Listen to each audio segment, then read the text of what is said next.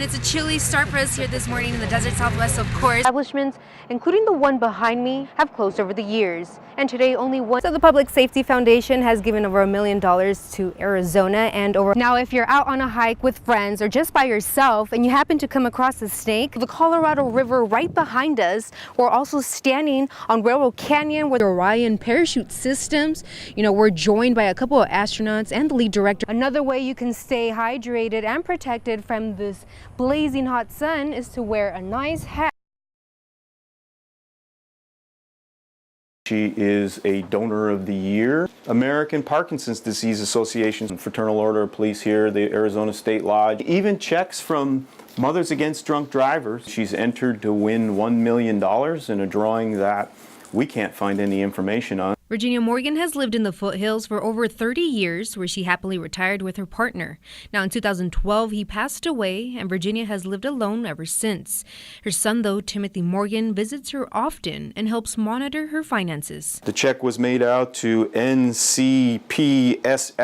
And I was like, what's that, Mom? She goes, what's for my Social Security? It's for Medicare. They said our new cards are coming out and they're red, white, and blue. So I figured, oh, it's my new card.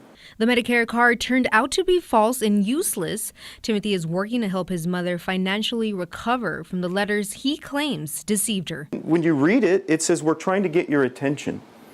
Getting the attention of an 86-year-old, to me, it's extortion. Then they had children that were being mistreated that was in homes in the South, and about starving children and stuff like that. They get to your heart. The cash that we had put away, it's gone. Timothy estimates this month alone, Virginia was robbed of more than $800. He also says some of these scammers called to meet her in well-known places, such as a post office, to make money transactions. It's scary. It's harassment. I've changed her phone number so the calls will stop. We've changed some things around in the bank. It's just everywhere you turn, someone's trying to get in her pocket. Local law attorney Ryan Hengel says there's laws that protect these fake associations from delivering fraudulent letters, but tracking them down is where it gets tricky. So even though there is a law, it's extremely difficult to actually enforce it, because that would require the United States to acquire jurisdiction over that particular person. Well, even finding that particular person is a mountain of effort. But even once they are found, coordinating with that country's government for extradition, prosecution, it's a tremendous effort.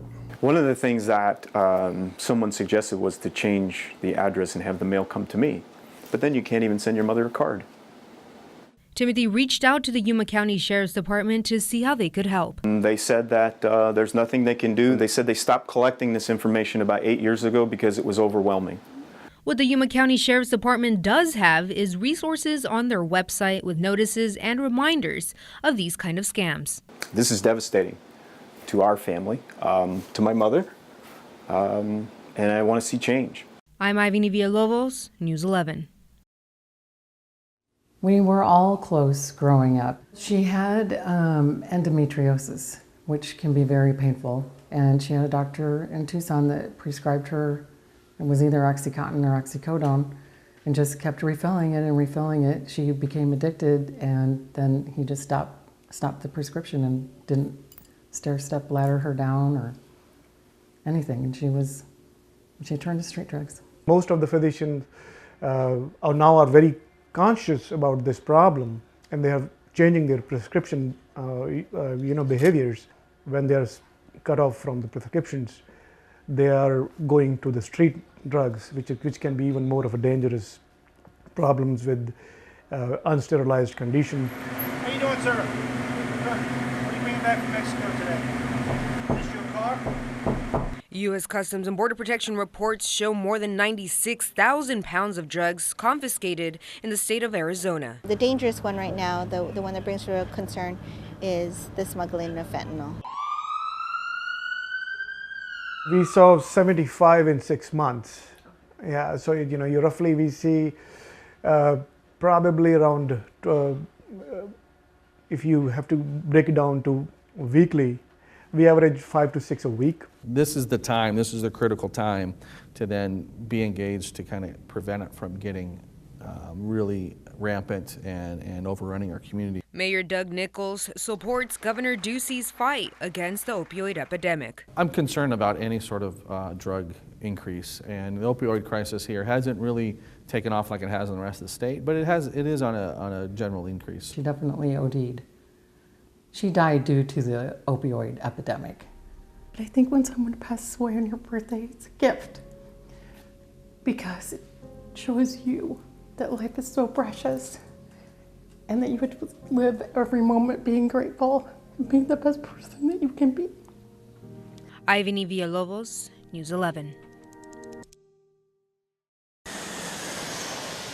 Travel and Leisure magazine released their 2018 hottest destination spots for those traveling this summer, and Kauai, Hawaii came in at #1 for its gorgeous scenery. Many might find vacationing at this place static in their bucket list due to how pricey the trip can be. A round-trip flight to Kauai for one person can cost you about $800, and that's just a flight, not including lodging, food, and/or entertainment. According to Bankrate.com, nearly half of Americans don't plan on taking a vacation this year because they can't afford it. But don't let the expensive trip discourage you. It's still important to take time off work. Things that vacation can really do for you, number one, it like relieves your stress. You can walk away for a minute and not have to worry. Psychotherapist Troy Love points out that the #1 reason Americans don't go on vacation is because they're afraid. They're worried no one can do their job as well as they can, or that there might be a lot of work waiting for them when they come back. So there's this fear behind them that leads them to not want to leave, which increases their stress, which has the opposite effect. They're then really, really stressful. They're less productive in their job. They actually are more unhealthy.